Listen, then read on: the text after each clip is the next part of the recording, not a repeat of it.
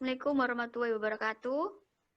Waalaikumsalam warahmatullahi wabarakatuh. Waalaikumsalam warahmatullahi wabarakatuh. Di sini saya akan mempresentasikan tentang daur hidup sistem. Pengertian, siklus hidup sistem adalah proses evolusioner yang diikuti dalam penerapan sistem atau subsistem informasi berbasis komputer. Siklus hidup sistem terdiri dari serangkaian tugas yang mengikuti langkah-langkah pendekatan sistem karena tugas-tugas tersebut mengikuti pola yang teratur dan dilakukan secara top to down. Siklus hidup sistem sering disebut juga sebagai pendekatan air terjun bagi pembangunan dan pengembangan sistem. Pembangunan sistem hanyalah salah satu dari rangkaian dari hidup suatu sistem. Meskipun demikian, proses ini merupakan aspek yang sangat penting. Fase daur hidup suatu sistem. 1. Mengenali kebutuhan. Kebutuhan dapat terjadi sebagai hasil perkembangan organisasi. Volume kebutuhan itu meningkat melebihi kapasitas dari sistem yang ada. Semua kebutuhan ini harus dapat didefinisikan secara jelas. Tanpa adanya kejelasan mengenai kebutuhan yang ada, pembangunan sistem akan kehilangan arah dan efektivitasnya. 2. Pembangunan sistem. Suatu proses atau seperangkat prosedur yang harus diikuti guna menganalisis kebutuhan yang timbul dan membangun suatu sistem untuk memenuhi kebutuhan tersebut. 3.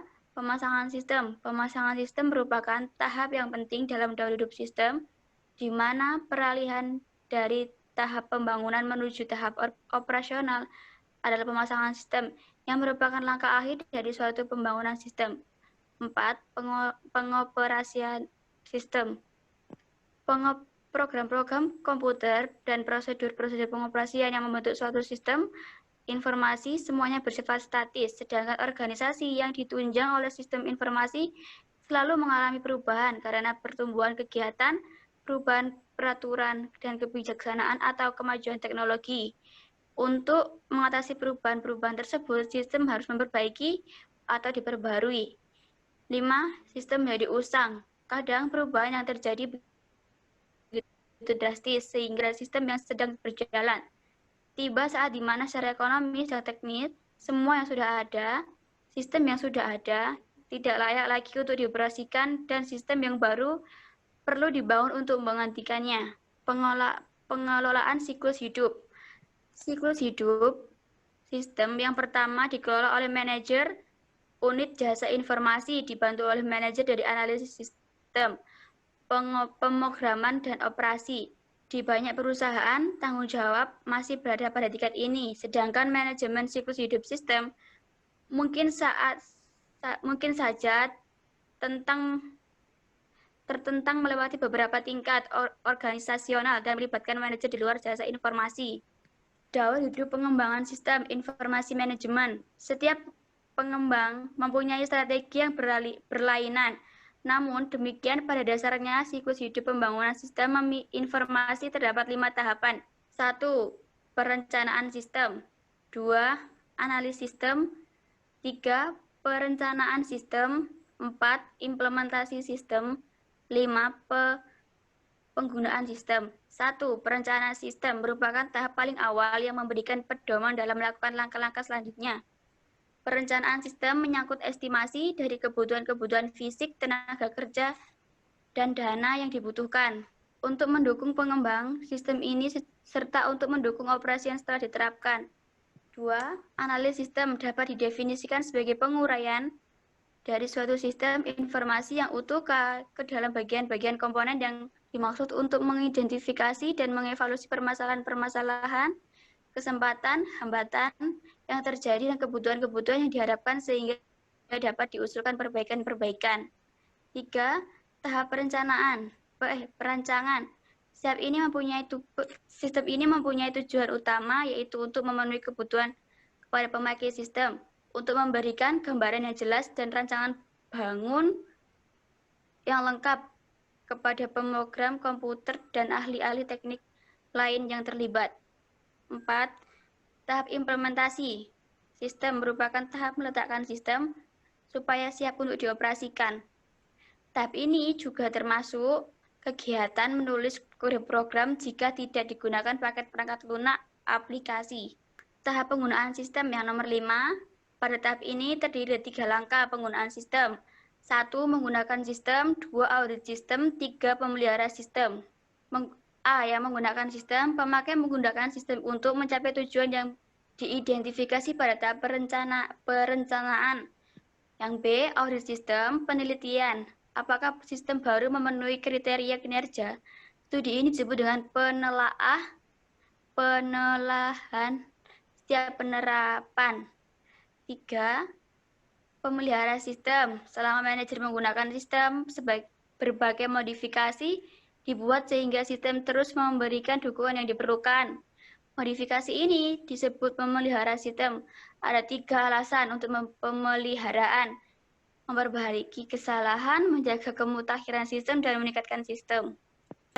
Rekayasa perangkat lunak untuk SIM.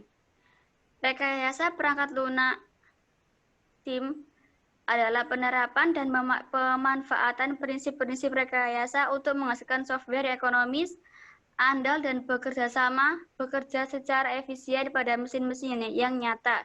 Elemen-elemennya yaitu A. Metode, B. Alat atau tool, atau C. Prosedur, yaitu perancangan perangkat lunak SIM. Rancangan A yaitu rancangan data, menentukan domain struktur basis data. B. Rancangan arsitektur, yaitu menentukan hubungan antar komponen-komponen struktur dari program. C. Prosedur, yaitu menentukan deskripsi prosedur dalam sistem. Dasar perancangan perangkat lunak. 1. Modularitas. Hal penting yang perlu diperhatikan dalam prinsip modularitas adalah penyusun modul dalam arsitektur perangkat lunak harus disusun dengan tepat, tidak berlebihan atau kurang. 2. Cohesion. Kohesi dimaksudkan sebagai kekuatan sebuah modul untuk dapat mengerjakan sebuah tugas yang spesifik. Implementasi perangkat lunak atau SIM. Ada 5, yaitu merencanakan penerapan, 2. Mendapatkan sumber daya perangkat lunak, 3. Menyiapkan fasilitas fisik, 4. Menyiapkan database, 5. Mengumumkan penerapan. Pengujian perangkat lunak SIM. Umumnya penguji lebih bersifat destruktif, merusak daripada konstruktif, memperbaiki. Berbeda dengan bidang yang lain, hasil pengujian tidak bisa menunjukkan bahwa perangkat lunak bebas dari kesalahan.